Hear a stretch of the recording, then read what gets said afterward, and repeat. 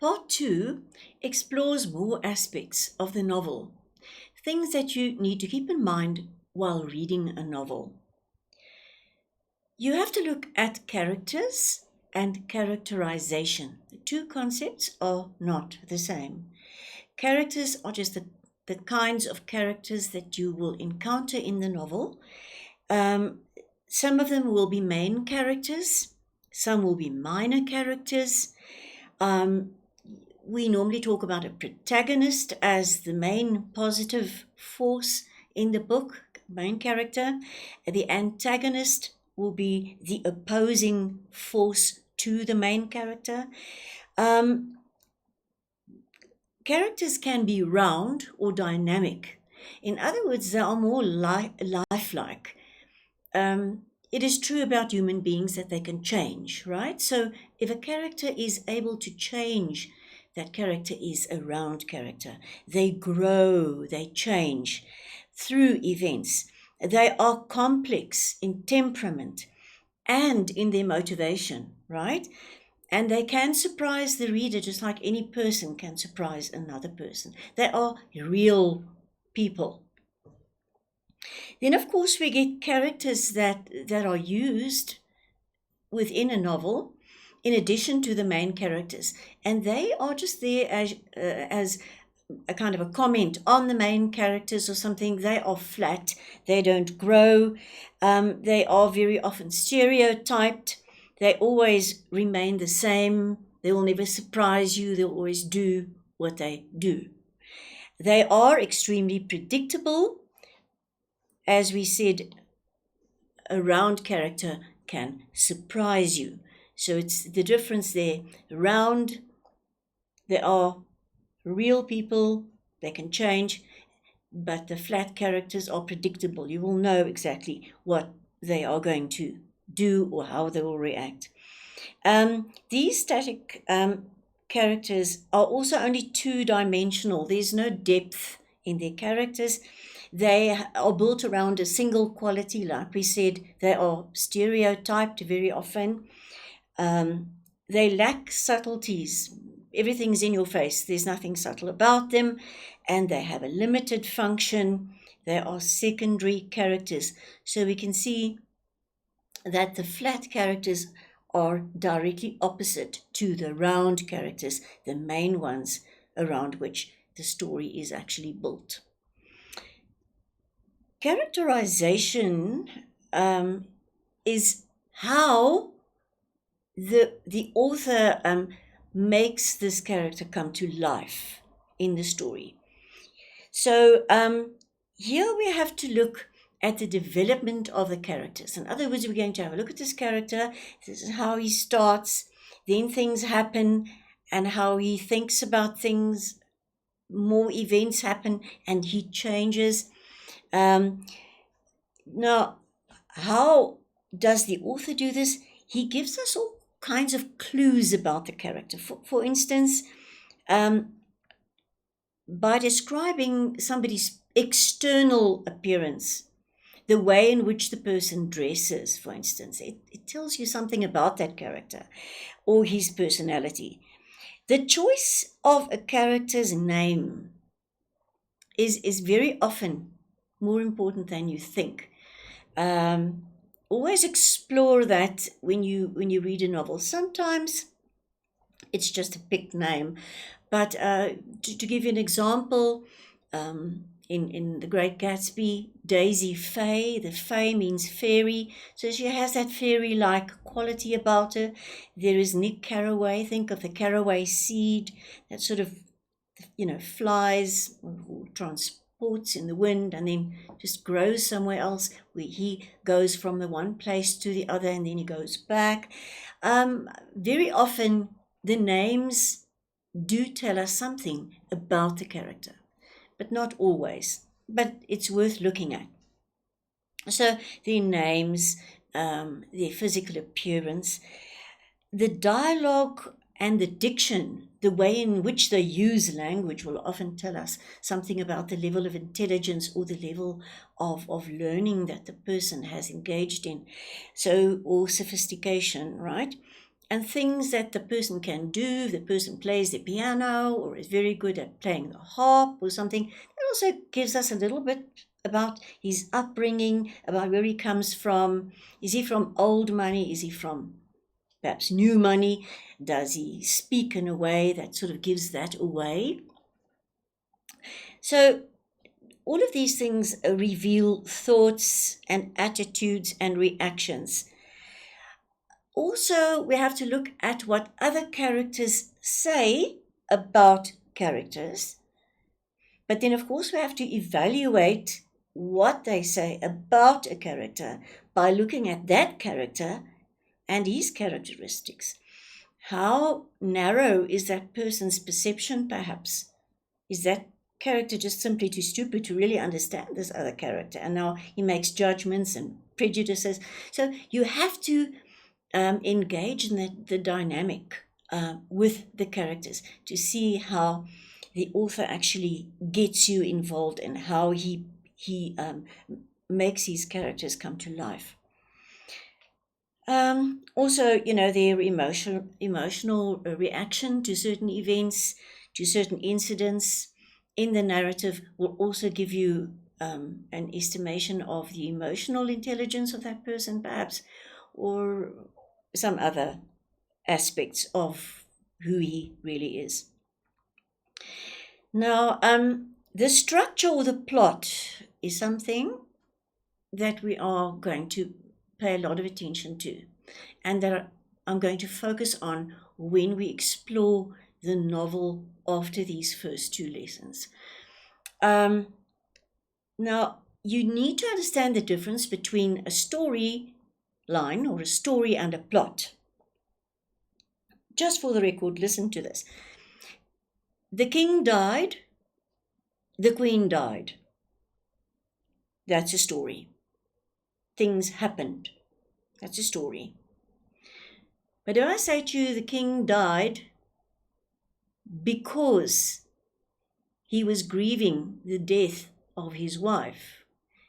Now you're also saying that the queen died and the king died, but now you're bringing in the because, right? So the because is the key word here. So the story or the narrative is just a sequence of events that unfold. And the plot involves the way one event is caused by another. That is the plot. And we also talk about structure in that regard. Certain events will have certain consequences, right? Something might happen, and then it has consequences, and then it causes something else to happen. So you look at the consequences of events, the influence of characters on events, and why things happen the way they do. And always remember that plots are very carefully planned. Very carefully planned. That's what very often makes a book compelling or fascinating, where you can't put it down, for instance. It's because of the way in which the plot is organized. That is very key. So, for instance, very often you'll find a book has a very chilling or a surprise ending. That is very carefully planned, right? The writers often make use of foreshadowing. We're going to mention that when we look at Animal Farm later. Foreshadowing. Certain events here that foreshadows later events. In the same way, flashbacks can be used, right? So flashbacks will take the reader back from the present time to a previous event or a previous time. Now, what you see in front of you is what we are going to focus on when we look at the novel Animal Farm in a series of 10 lessons. We're going to look, because these are the elements that I told you about that all novels basically have. It doesn't matter which genre it is, whether it's dystopian, whether it's romance, but these are the basic elements of the plot or the structure. You'll find that somewhere in the book there will be exposition. Now, remember that it will not always be chronological. We're going to talk about that later, but there will be some kind of exposition. Usually the book will start with that, where the main character is introduced in some way. The setting, we are told where this is happening and when this is happening. It will just be suggested sometimes and so on. They're not going to, it's not as though the author is going to say this story is set la la la. No, you will have to sometimes derive it from certain hints that you get. The basic conflict, there will also be a hint as to what the basic conflict in the story is going to be, or in this plot is going to be. And it will set a certain mood. Now remember, mood is how it makes the reader feel. And it usually comes through the tone that is used, right? After the exposition, we will see that there is rising action. So now they've given you the basic conflict or a hint of that. Now there will be a series of events that will confirm that this is a basic conflict, and there will be complications with this basic conflict, right?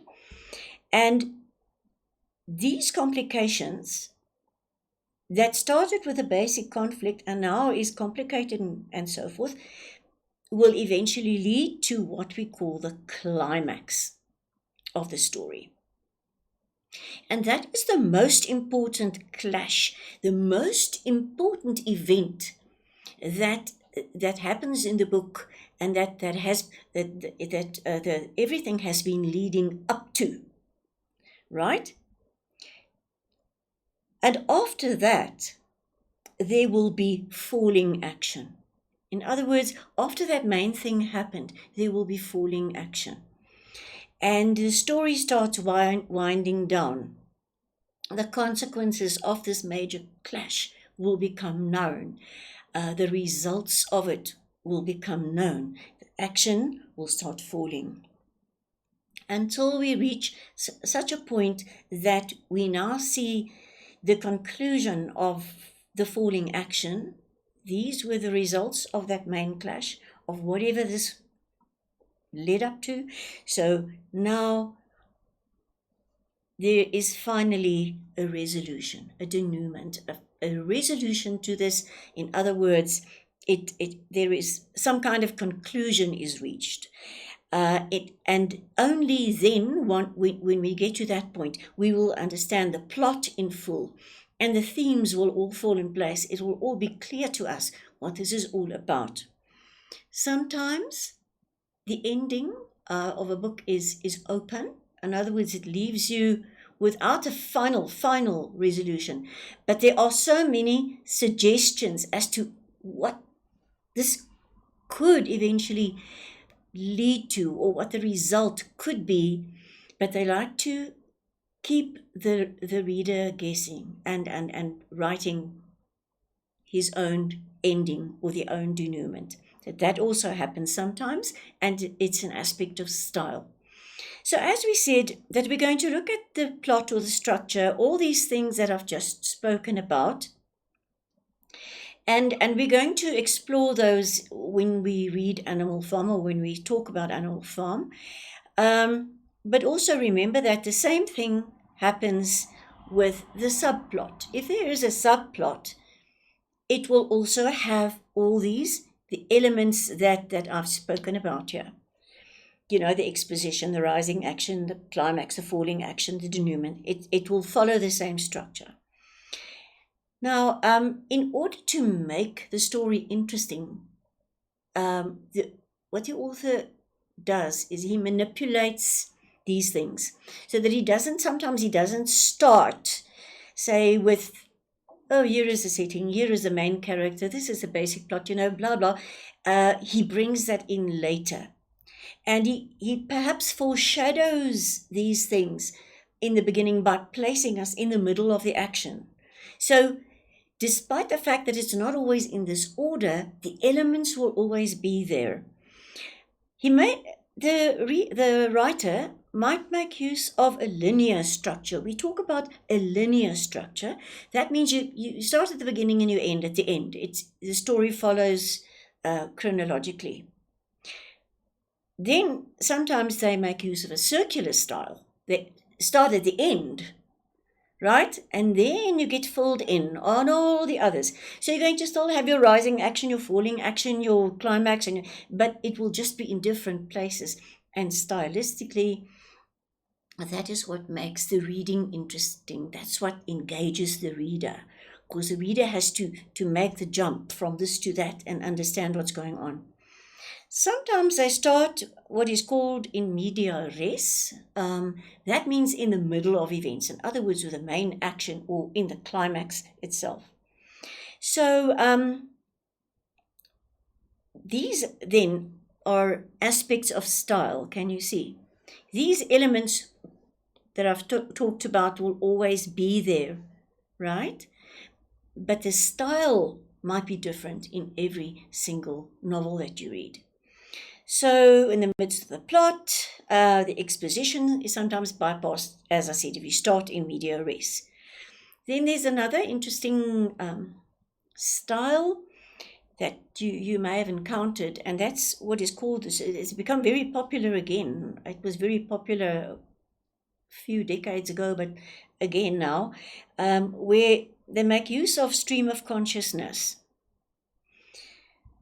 And that's a rather difficult one, because you now have to follow this uninterrupted flow of thoughts, of a character's thoughts. It's not ordered in any way. It's just, it follows, like the line of your own thinking, your mind jumping from this to that, to that, to that. And there's no logical order. You can't say it's linear. You can't say it's circular. You can't say it's in media res. It's just a stream of consciousness. And the reader must now put together the pieces and try and find this rising action, the falling action, the climax, etc. So that is also another interesting stylistic method. And the last thing about the plot and the structure is that the pace, in other words, how quickly these things follow one upon the other, also has to do with style, and it's how fast the plot unfolds, or where there's a delay and how that creates tension, etc. Other things that you must pay careful attention to while reading a novel is the tone and the mood, as I said, because the tone will set the mood for the reader, right? And you will very often find that through diction and description, where words with negative connotations might be used, or with dull undertones or something like that. It makes the reader feel strange, or it gets an ominous feeling or something. So it's brought in through diction, it's through dialogue, through description, and sometimes through comic relief. Sometimes a little bit of comic relief is brought into the writing, which is basically full of tension. Look out for register, whether the writer uses formal or informal language. Motifs are those recurring things in a book that carries, they carry symbolic weight. They carry symbolic weight.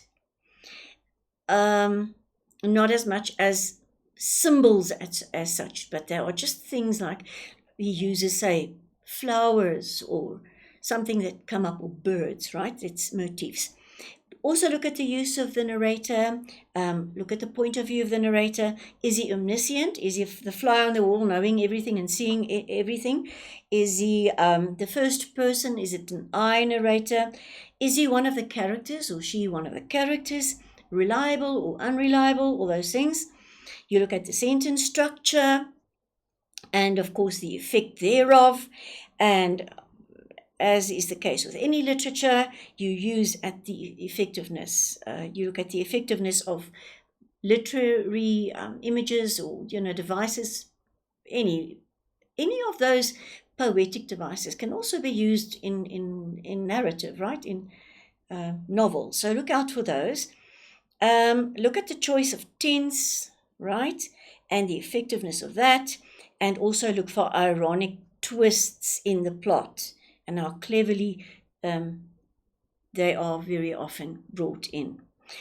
Eventually, you have to understand that there must have been some kind of theme in this book. So that must become clear. If there's no themes, there's nothing that you can think of, what was this book actually about, then I don't know, the quality of the book might be questionable, I'm not sure, but you must eventually have a solid grip on what this book was trying to convey to you in essential terms, right? And the message is just around the theme in more broader terms. What did it try to tell you? It's not the storyline that I'm talking about. It's not the plot that I'm talking about, not characterization. But in essence, what is this book bringing to me, the reader?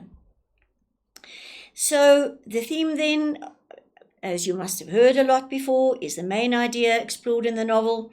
For instance, love. Can you see? Short term, jealousy, wickedness, social injustice, power, discrimination, ambition. These are themes. Message, what does the writer say about this concept? So it's a short explanation. You must be able to explain to yourself what this book is saying about this specific aspect.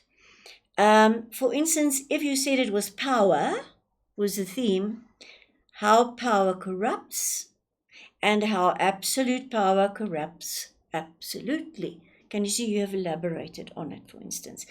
If you said ambition, here's ambition, how once ambition becomes overriding, if it becomes all-consuming, usually it has evil results. So these are the aspects that you need to look out for when you read any novel. So we're going to see how that works when we look at a specific novel in the next lesson.